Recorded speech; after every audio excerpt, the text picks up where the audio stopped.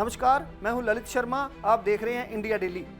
आज की सबसे बड़ी खबर अमेरिका से है। H-1B वीज़ा को लेकर हलचल मच चुकी है। ट्रंप प्रशासन ने शुल्क बढ़ाया और अब सियासत में संग्राम छिड़ गया है। रिपब्लिकन और डेमोक्रेट सांसद एक साथ आकर ट्रंप को अल्टीमेटम दे रहे हैं। कांग्रेस की चिट्ठी ने माहौल गरमा दिया है।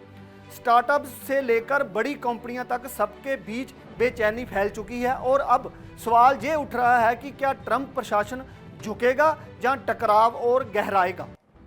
अमेरिका में H-1B वीज़ा को लेकर अब जंग तेज हो गई है। ट्रंप प्रशासन ने वीज़ा आवेदन शुल्क को बढ़ाकर $1 लाख तक कर दिया है और यही कदम विवादों का कारण भी बन गया है। रिपब्लिकन और डेमोक्रेट दोनों दलों के सांसद एक साथ आ गए हैं और उन्होंने राष्ट्रपति ट्रंप को चेतावनी दी है। उनका कहना है कि ये नीति अमेरिकी नवाचार और प्रतिस्पर्धा की जड़ों को कमजोर कर सकती है। ये मुद्दा केवल राजनीति नहीं बल्कि आर्थिक और सामाजिक असर भी दिखा रहा है। कंपनियों को डर है कि टैलेंट की कमी अमेरिकी अर्थव्यवस्था को पीछे धकेल देगी। ये विवाद अब ट्रंप प्रशासन के लिए गले की हड्डी बन चुका है। सांसदों ने सीधे शब्दों में कहा है कि नया शुल्क छोटी कंपनियां और स्टार्टअप्स को तबाह कर देगा। वे कंपनियां जो अभी मुनाफा भी नहीं कमा पाई हैं, इतनी भारी रकम कहां से लाएंगी। सवाल यही है कि क्या ट्रंप की नीति सिर्फ बड़ी कंपनियों को लाभ पहुंचाने के लिए है। कई बिजनेसमैन ने खुलकर कहा है कि ये निर्णय उन्हें अमेरिका छोड़ने पर मजबूर कर सकता है। इनोवेशन के लिए मशहूर अमेरिकी माहौल में अब डर का साया मंडराने लगा है। सवाल यह है कि क्या अमेरिकी सपनों की धरती अब सपनों का कब्रिस्तान बन जाएगी। ये मामला सिर्फ कंपनियों तक सीमित नहीं। अमेरिकी चैम्बर ऑफ कॉमर्स ने इस फैसले को कोर्ट में चुनौती दी है। केस अभी चल रहा है और कानूनी अड़चनें बढ़ती जा रही हैं। यानी मामला अब सिर्फ राजनीति का नहीं बल्कि कोर्ट रूम का भी बन गया है। इससे संकेत मिलता है कि लड़ाई लंबी खिंच सकती है। वकील दलील दे रहे हैं कि शुल्क का इतना बोझ गैर संवैधानिक है। कोर्ट का रुख किस ओर झुकेगा, ये फिलहाल सबकी नज़रों का केंद्र बना हुआ है। कांग्रेस के 7 सांसदों ने व्हाइट हाउस को पत्र लिखकर नाराजगी जताई है। इसमें रिपब्लिकन और डेमोक्रेट दोनों शामिल हैं। उन्होंने साफ कहा है कि भारी शुल्क अमेरिकी कंपनियों को जरूरी टैलेंट से दूर कर देगा और अंततः अमेरिका की अर्थव्यवस्था को चोट पहुंचाएगा। यह दुर्लभ नज़ारा है कि सत्ता पक्ष और विपक्ष एक ही मुद्दे पर एक साथ खड़े हो गए हैं। इसका मतलब साफ है कि दबाव बढ़ चुका है। सांसदों ने जहां तक कहा है कि ये नीति अमेरिकी सपनों की रीढ़ को तोड़ने वाली है।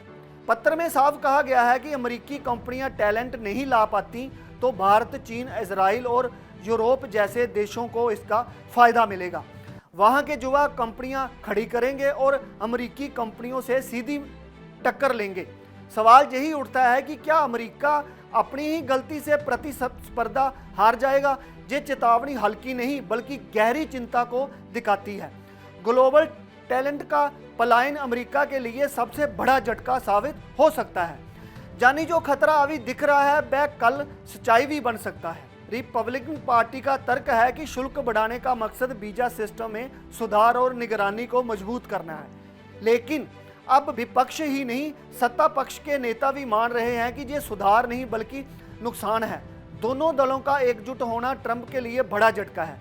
विशेषज्ञ कह रहे हैं कि सुधार का नाम लेकर उठाया गया ये कदम उल्टा असर दिखा रहा है। कई सांसदों ने तो जहां तक कह दिया है कि ये कदम अमेरिकी भविष्य पर कुठाराघात कर सकता है।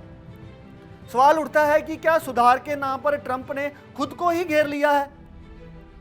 अब निगाहें ट्रंप के अगले कदम पर हैं। क्या वे अपनी नीति पर अडिग रहेंगे या सांसदों के दबाव में बदलाव करेंगे।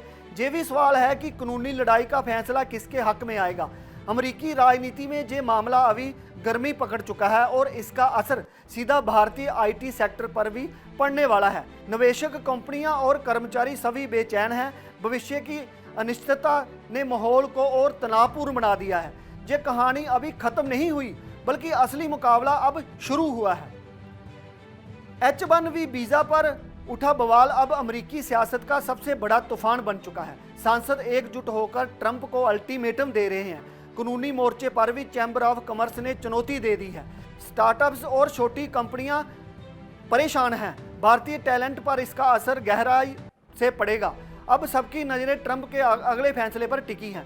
सवाल यही है कि क्या ट्रंप झुकेंगे या जिद पर अड़े रहेंगे। आप देखते रहिए इंडिया डेली, फिर मिलते हैं बड़ी खबर के साथ।